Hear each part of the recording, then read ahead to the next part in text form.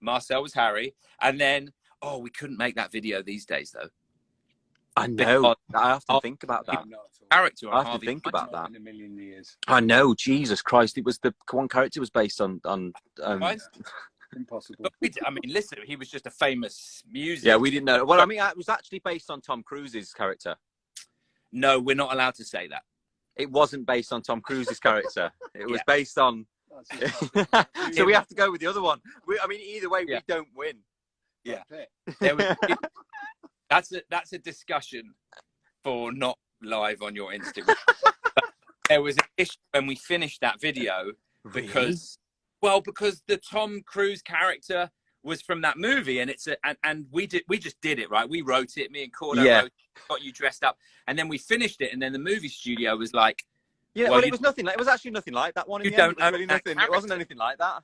Yeah, you don't own that character." And I was like, "Well, it's not Tom Cruise." And yeah, it was really problematic. That's hilarious. Do you want another tidbit about that video? In the background of that office, there are hundreds of trophies, right? Hundreds of and they're like Oscars or BAFTAs, right? I broke one of them on Harry's head. Right. Every single one of those was in the shape of an Oscar.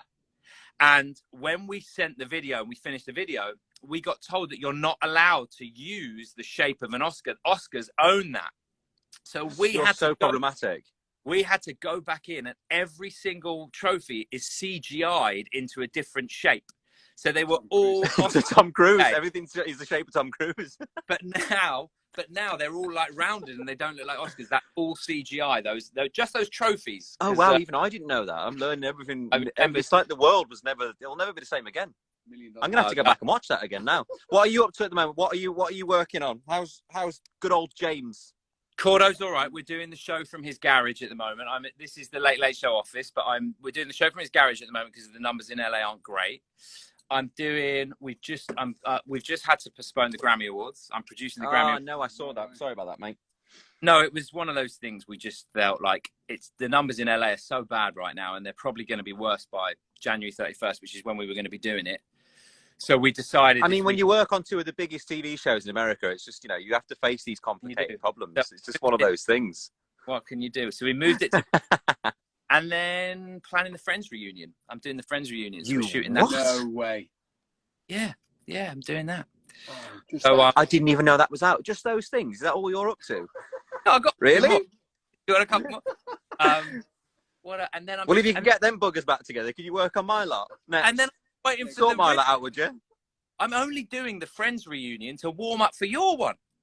Okay, yeah. The real friends. The real friends, yeah. The friends who were really friends before. Yeah. So yeah, that's what we're up to. But it's all good. It's just a weird time, isn't it? Sitting it's so strange. I'm in our studio now. It's like a, bustling.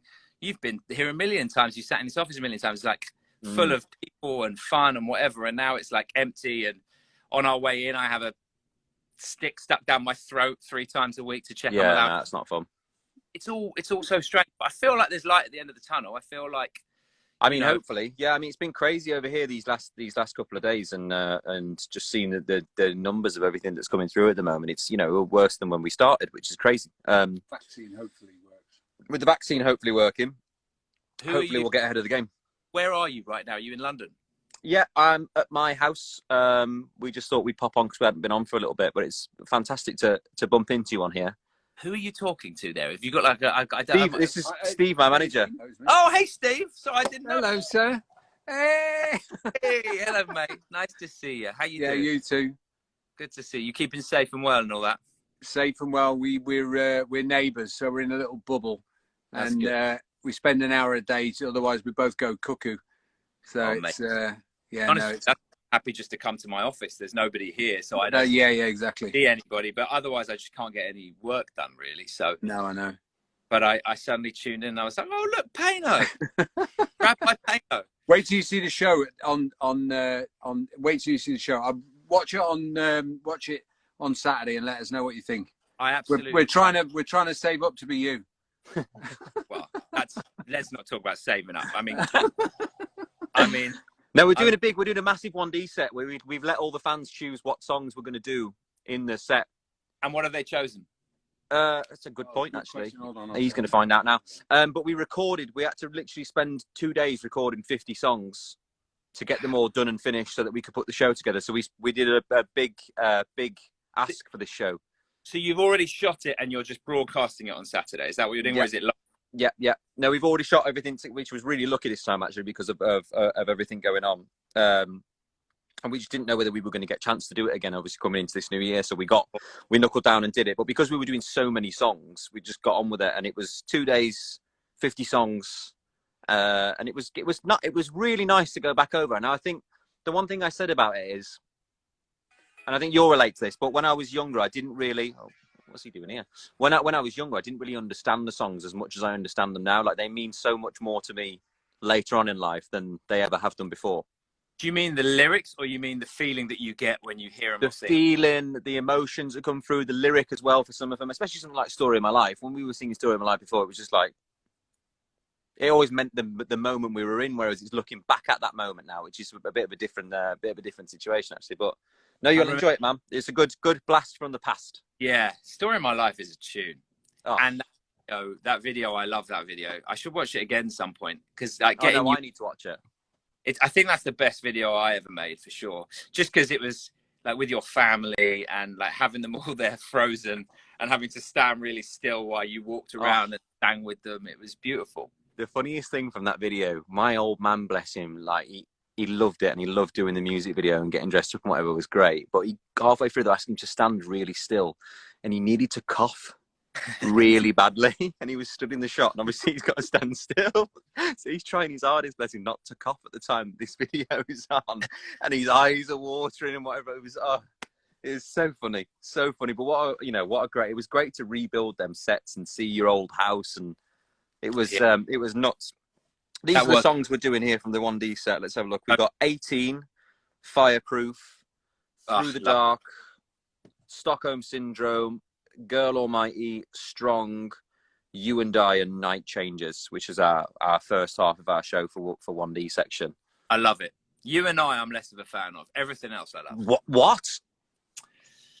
You and I don't know. Just not when Zayn used to do the big high note, no? Oh, yeah, no, Zayn. Yeah, okay, all right. All right, fair enough. That used to turn you on a little bit. Come on. Yeah, of course it does. You know, I love One Direction songs. I still have them on in my car all the time. I'm still the biggest. Least favorite One Direction song of all time. This is going to hurt. No, I'm asking you. I've got my. My least favorite One Direction song. I've got one, and I mean love to all the writers and you guys who wrote it and everything. I don't mean any disrespect. I mean, let's be honest. You did do 5 albums in 5 years. There's going to be something that we don't like, isn't there? What did you least like singing when you were on stage? I get to the heart of the matter, guys. Stick with me. Singing on stage. For singing on stage, there was one song that we made. I love the boys. I'm sorry, but there was one song that we made with McFly called "I Would." Oh yeah. My fiance would hate me because it's her favorite. It's her favorite one, but I hated it. It was the worst. To like, I want, because they're. Oh, it's I want, not I would. I want. Yeah, I didn't enjoy that. Do you know what my least favourite One Direction song of all time is? Oh, here we go. Got to Be You. Oh, Got to Be You. Yeah, no, Got to Be You. Got to Be You. Was it our second or third single? It didn't work. All of the video annoyed me. It was like all of you dressed up to like walking through forests and standing on lakes, and it felt hey, that's what I do. I'm a rabbi. No, and then it was like, you've got to be you, and also it reminded me of a time like I was. Yeah, I mean, well, that was another story. But do you remember the first documentary we ever made for ITV2? Yes.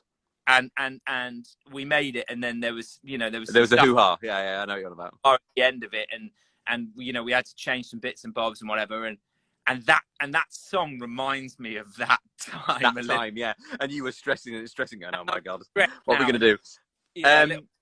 We hadn't finished it in time, and we needed to finish it, and Got to Be You was out at the time, and you know what was the best thing to come out of Got to Be You? What's that? Do you remember Shadow Pico? No. You must have seen Shadow Pico. I don't know what you're talking about. Right, they did this thing where they do movie titles that you like read. It's like movie things that they make a film. And they're like, in a world where so and so and so and so, and then it's like a shot of me and Harry, and then like they like do bad lip read, so it looks like we're lip reading. And on the It's Got to Be You looks like Shadow Pico. Okay, I vaguely know what you're talking about. You have to watch it. It's the best thing that came out of Got to Be You for sure. What? But what's it got to do with Got to Be You? Because it was from the Got to Be You video, so they took shots and then made a bad lip read of it. Oh, and they put it over They put it over the video. Yeah. Well, you see, but that says how bad that was, because if the best, oh, Joe Jonas is watching us. I wish we could do a three-way. if the best, most people wish they could do a three-way with Joe Jonas. Joe Jonas. Joe Jonas and I made a show together for He this just year. put Ben Winston. Well, we made a show He's together. put Ben Winston and the Rabbi. That's the name of our podcast. I did a show with Joe this year called Cup of Joe, and it was. I love it. It was a good show. It was a travel show with Joe we made this year, and it was for the channel Quibi, which is no longer exists. Is that no longer happening? No, they cut it. I did something and for Quibi. I gave some money to charity for Quibi. Joe and I, it was so big, our show, that they just thought, well, we peaked. We've done the Ben Winston, Joe Jonas project. What can you do? Where do we go? They called me up. They said, Liam, can you help us give some money to someone for charity? I said, yeah, I'm in. We did it. You what? Asking you for money for charity. Anyway, no, we did this show where it was called not Who Wants to Be a Millionaire. It was called Everyone's a Millionaire, something like that. Oh, yes, where you give away. Nick Jonas, funnily, did it, and you have to give away. They give you 500 grand, and it's like you gift it to somebody, and then they gift. They gift it, and it creates Oh, it was a really good show. We did it. You were on it. I've done one. They did a UK version, but I don't even know if it came out. Maybe it did. Maybe it didn't. Someone got some money. I don't know that much. You give. Okay, so the idea, so everyone watching is you get £1 million. Is it? No, it's not $1 million. It's 100 grand. Yeah, there's 10 celebrities, and 10 makes $1 million. You get 100 grand, and you have to give that 100 grand to somebody you think is deserving. They take 50, and then they give 50 to somebody else. Then they take the 50, and they have to give 25. So it's like a chain of giving. Who did you give your 50 grand to, and why didn't you call me? We gave it to a charity that we've been working with over here in the UK called Trussell Trust, and there was a fantastic lady there who had basically set up one of the centres that I went to help give out food whilst COVID was going on at the start. And she was amazing. There were so many great stories, and she did this band practice on a Wednesday, and they'd asked to go and work on the I can't remember what the story was that she told me now. It was an amazing story, but it was like I looked at her, and she was in her 80s, and I am lazy a lot of the time. And for me, it was like, if you can get that much into your day, including grandchildren, whatever else you got to do, I just sat there listening to all this amazing thing and how much she takes in life and whatever else. And it was really, really lovely. That's lovely. I mean, I think it's I mean, I think I would have been a better choice to give the 100 grand to. Work I did for the band for all those years. Yeah. All the adjudicating I needed to do and love and care. Was that adjudicating or judicating? Jews or Jews. It's why we started. But all right. So we talked least favorite. What's your favorite 1D song? Come on. Favorite 1D song. Once in a Lifetime. Deep. We never performed it, but I just think it just makes me think of a beach and peace straight away. Okay. Fair enough. I have two. Number one is Don't Forget Where You Belong. I love that. And the second one I'm forgetting the name of, which is terrible of me, and I apologize, but it's the one that at the last gig you ever did was in Sheffield. And was it where my dad was in the front of the... Yes, and I flew from Los Angeles to Sheffield for that one night. I literally flew in and flew out because I wanted to for your last gig. And it was a really beautiful night, and I was so happy I was there. But there was one song that I started a conga. I grabbed your dad, and I started a conga around the stage. Yeah. I made you sing it over and over and over again. Yeah, 4 times. We did it. What was the song? Was it When I'm Fat and Old? No. It wasn't History. What was it? There was. It was like one of those where we just wanted you to keep going, and we were like, again. Yeah, do you know what I'm thinking of? Every time the song would finish and you just anybody went na na na na na na na na na na na na, and everyone was joining in. Yeah, when I'm fat and old and my kids think I'm a joke. Act My Age. What was this song called? Act My Age. Oh, I love the way you're telling me what aren't 1D songs. Like I wasn't. Yeah, was it? It was Act My Age. I think it was, because anytime the song stops and then Niall would just go na na na na na na na na, and the whole audience would go. It was amazing. Oh, it was a mega, and we just got it going, and we were like, I was like, how many times? It was much more than 4. We made you do it. Yeah, there was a lot more, and I just remember looking down to my right and seeing my dad at the front of this conga line going past us on the thing, and I just thought this there'll never be another moment like this in life ever again. Well, so it was like it was a really gorgeous moment because everybody who had been with you for all those years, like people in management, security, like friends and family, your parents, all of us, it was like the final big party. We didn't want to end, and also like loads of your fans joined it, and it was just like, this is bonkers. Like, when is this going to happen? Yeah, when's it ever going to happen again? Yeah, it was really beautiful. I really remember that. It's one of my real like memories. Granted, I'm saying it was one of my real memories, and I can't actually remember the song, but that's I can remember the essence of the moments. Yeah, the moment. No, I love it. Well, it's so beautiful to see you, Liam. You're looking you well. Too. Apart from the rabbinic qualities of your facial hair. You love this. You love everything about this. I do. I love it. I love you mainly. That's it. That's mate. the main thing I love.